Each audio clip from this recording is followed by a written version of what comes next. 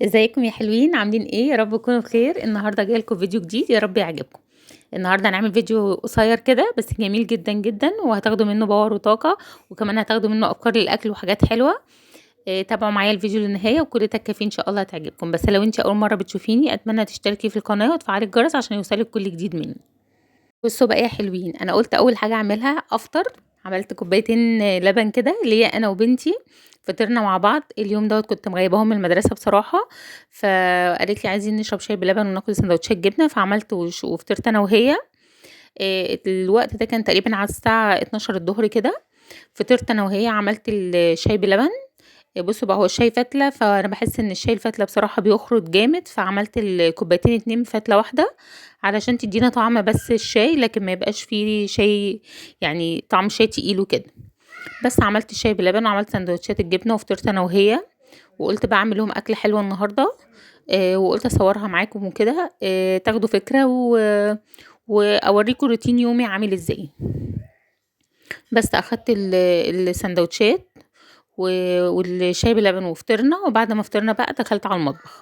عملت ايه بقى النهارده؟ هعمل بطه محشيه، وهعمل محشي بتنجان وفلفل وكوسه وكده.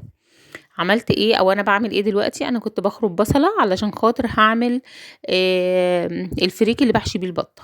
بعمل ايه؟ بخرط البصله واحط عليها شويه ملح وفلفل وايه، واقلب مع الفريك واحط معلقه سمنه. وكل ده على نار هاديه كده، بتفضلي تشوحي فيه لحد ايه، ما تحسي ان البصله دبلت كده وريحته طلعت. بس في الوقت ده بقى بتطفي عليه. بس وهاسيبه بقى يبرد شويه وايه، وهمسك البطه بتاعتي. هو البط ده كان بصراحه بط العابد. على فكره طلعت جميله جدا جدا وطعمها رهيب وشوربتها كانت روعه. هو انا طبعا بحب اجيب بط بلدي على طول، بس في الوقت ده بقى بصراحه مش لاقيه بط، وغير كده الاسعار راحت في داهيه، فعشان اجيب بطه هتوصل مثلا ل 250 جنيه ولا حاجه. فانا جبت البطه دي من العابد، سعرها كان حلو. بس هما بيبقوا فاتحينها فتحة غريبة كده، بس ولا أثّر معانا. حشيناها وضبّطناها وطلعت زي الفل، والفريك بتاعها كان جميل جدًا، جدًا. بس أنتِ مش مهمة الفتحة بالنسبة لِك، أهم حاجة بس خيّطيها كويس. هو المفروض طبعًا كنت لمّيت الرجلين وكده، بس إيه، حسّيت إنها مش نافعة تتلَم خالص، فإيه خيّطتها كويس جدًا. ولازم الشوربة تبقى بتغلي جامد جدًا عشان تسقطيها. لمّا تيجي تسقطيها في الشوربة والشوربة بتغلي، عمرها ما هتفُك منِّك، ولو فكِّت هتبقى حاجة بسيطة. هي فكِّت منّي فعلًا، كان حاجة فكّة خفيفة كده، بس ما أثّرتش وما نزّلتش فريك كتير في الشوربة. بس حشيتها بقى وجيت من عند الزور هنا، لقيت الزور مفتوح خالص، ما عرفتش أحشيها. إيه، دخّلت شوية فريك جوّه عشان أنا كنت عاملة حوالي نُص كيلو فريك للبطة. بس وكنت حاطة مَيّة بتغلي بقى على البوتاجاز، فيها بصلة وطماطماية، وحطيت فيها زعتر وروزماري وحبهان وكُبيبة صيني وفص توم وشوية ملح وفلفل. أول ما غليت سقطت فيها البطة بتاعتي. هنا بقى كنت باعمل عصاج مش عصاج، كنت باسبِّك صلصة عشان خاطر أعمل محشي. دي الصلصة اللي كنا مفرزينها مع بعض. بصراحة بتنجز معايا جامد جدًا، جدًا وبت يعني بتسعفني بصراحة في الأوقات الصعبة. عملت إيه، شوحت البصلة بتاعتي وعليها فص توم، وبعدين نزلت عليها بعصير الطماطم. حطيت مكعب مرقة خضار، وحطيت ملح وفلفل ومعلقتين بهارات، وبس كده هاسيبها تتسبك براحتها. وفي الوقت ده بقى هاخرط الخضرة وهاغسل الرز بتاعي. هي ما بتاخدش وقت على البوتاجاز، بتتسبك بسرعة جدًا. بس خرطت الخضرة بتاعتي، باحب اخرطها حتت صغنونة خالص أو خرط صغنونة خالص زي ما أنتم شايفين كده، وبابقى غاسلاها قبل ما اخرطها. بس الصلصة بتاعتي اتسبكت، هانزل فيها بالرز بقى. هاشوّح الرز مع الصلصة كويس جدًا لحد ما الرز يشرب الصلصة وكده، واحس إنه ما فيهوش مَيّة خالص. هانزل عليه بالخضرة، بس وهاشوّح الخضرة تشويحة خفيفة كده. وبس هابدأ أحشي المحشي بتاعي بقى. هو المحشي سهل جدًا طول ما أنتِ عندِك الصلصة متسبكة وجاهزة، الموضوع بيبقى سهل جدًا. بس وطبعًا سِبتها تبرد بقى، على ما بردت كنت قوّرت البتنجان والفلفل والكوسة بتوعي. قوّرتهم وغسلتهم كويس جدًا، أمسك الكوسة أجرّحها من برّه كده عشان ما باحبهاش تبقى مش متجرّحة. لمّا تبقى مش متجرّحة باحس إن هي إيه، مزحلقة كده وباقرف منها بصراحة. بس بدأت أحشي المحشي بتاعي. وبس ده كان الغدا بتاعنا النهارده. هو غدا خفيف كده ومش خفيف أوي يعني، هو طبعًا غدا دسم جدًا. بس أكلة حلوة. هي طبعا خدت مني وقت، علشان كده بقى ايه معرفتش اعمل لكم في الفيديو افكار كتيره وحاجات كتيره. هو انا عملت المحشي، حشيته ونضفت مكاني كده، غسلت المواعين وغسلت البوتاجاز وايه وبس كده. هنا بقى كانت البطه بتاعتي اتسلقت وعملت شوربه حلوه. خدت الشوربه بتاعتها بقى، زودت المحشي وهسيبه اول ما يغلي هوطي عليه. بس انا في ناس بقى بزود الشوربه كتير قوي قوي، فبلاقي الرزه بتبقى بايشه كده. فانتي حطي الرز المعتدل للحله بتاعتك عشان سواها يبقى مظبوط وكويس. وبس ده كان الغدا بتاعنا النهارده. هي البطه فتحت مني بسيطه اهو، بس صدقوني ما نزلتش فريك خالص في الشوربه لانها كان وشها لفوق. وطول ما انتي مواربه الغطا عمر ما الفريك بتاعك يخرج، ولا البطه تطلع الفريك اللي جواها يعني.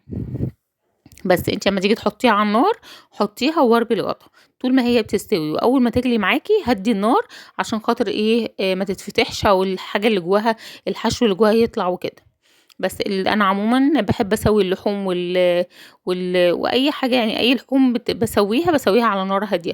ما بحبش النار تبقى عاليه، لان لما بتبقى عاليه بتستوي من بره وبحس ان فيها دم من جوه، او بتبقى مش مستويه قوي من جوه. فخدي بالك من النقطه دي. في ناس بقى بتحط سكر، وناس بتحط نقه بلح وحاجات زي كده. الحاجات دي ما بحبهاش خالص. هو انا بحب الحاجه تتسلق بطبيعتها كده. وطبعا قبل ما بسلق اي حاجه لازم انقعها في ملح وليمون كتير، واسيبها مثلا مش اقل من ساعتين، وبعد كده اشطفها كويس جدا تكون نزلت الزفاره بتاعتها. وبس كده ببدا احشي بقى واحط حاجتي. لا بيبقى فيها زفاره بيبقى فيها حاجه، ولا بتاخد وقت كمان على النار. اهم حاجه النار تبقى هاديه عشان الحاجه تستوي معاكي كويس. بس وهنا بقى كنت بغسل المواعين. طبعًا دي المواعين اللي كانت اللي اتوسخت من ورايا وكده. أنا عايزة أقول لكم إن أنا قبل ما أنام باشطّب الحوض، باروّق مطبخي على أساس إن أنا لمّا أصحى الصبح الدنيا عندي تبقى رايقة وهادية كده، ما ابقاش أعصابي مشدودة واحس إن الدنيا متبهدلة. بس فالمهم هنا غسلت المواعين بقى، ومسكت البوتاجاز بتاعي كمان قُلت أغسله كده.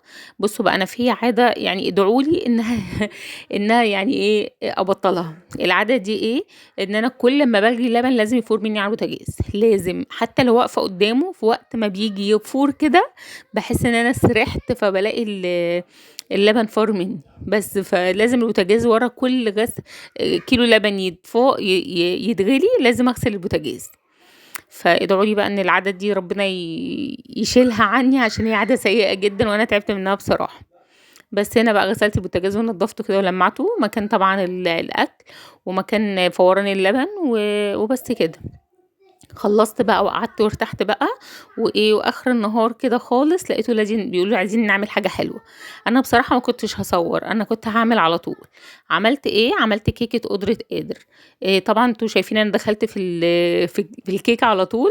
كل اللي أنا عملته إن أنا ضربت 3 بيضات عليهم نُص كوباية سكر، ونُص كوباية زبدة على زيت، وضربتهم مع بعض كويس أوي، عليهم نقطة خل، وعليهم 4 أكياس فانيليا اتضربوا كويس جدًا، وبدأت أنزل عليهم بكوبايتين إلا ربع دقيق.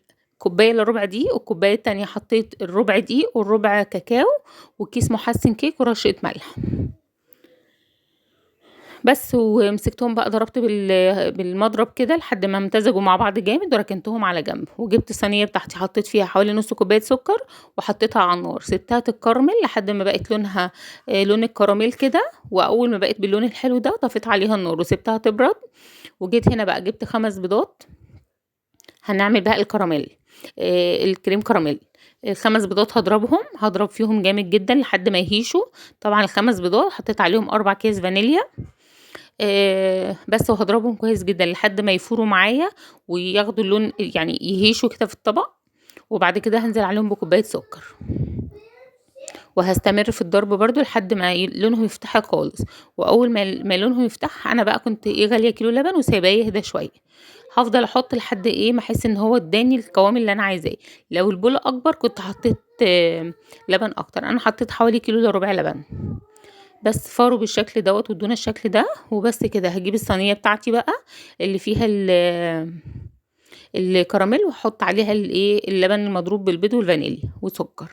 بس وبعد كده هنزل الكيكه بتاعتي. انتوا ممكن بقى لو انتوا ما تعرفوش كيكه قدره قادر هتقولوا ده الكيكه باظت وايه، مش هتبقى كيكه. بس هحطها في البوتاجاز لمدة ساعة الا ربع كده وهطلعها. الاول هحطها في صينيه، الصينيه اللي انا جيت احطها فيها دي طلعت صغيره، فجبت الاكبر وحطيتها ومليت ميه في الكتل حوالي نص الكتل كده وسبته يغلي وحطيتها. كده انا بعمل لها حمام بخار علشان خاطر الكريم كراميل بتاعي يجمد وتطلع كيكه ناجحه كويسه. بس هنا بعد ساعة الا ربع بقى طلعتها وسبتها لما هديت خالص وبردت تماما، وبدأت اسلكها كده من الجناب وبس وهقطعها، وهتشوفوا شكلها عامل ازاي. بجد شكلها طلع روعة وطعمها اروع، جربوها بإذن الله هتعجبكم جدا جدا. وبس لحد هنا الفيديو بتاعي خلص. اتمنى الفيديو يكون عجبكم ويكون نال اعجابكم كده، وتحطوا لي لايك، ما تنسوش بقى تحطوا لي لايك وتشتركوا في القناه وتفعلوا الجرس عشان يوصلكم كل جديد. واشوفكم في فيديو جديد واشوفكم على خير، واقول لكم مع السلامه، هتوحشوني جدا جدا. تابعوا بقى الكيكه، شوفوها هتتقطع ازاي وهيبقى شكلها عامل ازاي، وقولوا لي رايكم في الكومنتات بقى، وحاولوا تجربوها وان شاء الله هتعجبكم جدا جدا. اشوفكم على خير واقول لكم مع السلامه، باي باي.